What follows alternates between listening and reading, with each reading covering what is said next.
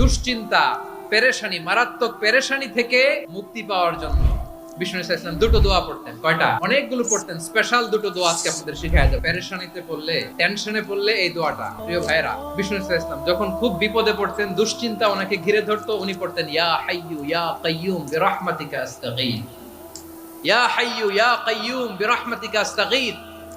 ইয়া হাইয়ু ইয়া কাইয়ুম, হে শাশ্বত অবিনশ্বর, হে চিরঞ্জীব, বিরহমাতিকা আস্তাগীথ, তোমার রহমতের উসিলায় তোমার কাছে ফরিয়াদ করি। এটা পড়তেন। আবার আরেক বর্ণনায় এসেছে ইয়া হাইয়ু ইয়া কাইয়ুম বিরহমাতিকা আস্তাগীথ আসলিহ লি শা'নি কুল্লাহু ওয়ালা তাকিলনি ইলা নাফসি তারফাতা আইন। আসলিহ লি শা'নি কুল্লাহ, আল্লাহ আমার সবকিছু আপনি সেটেল করে দেন।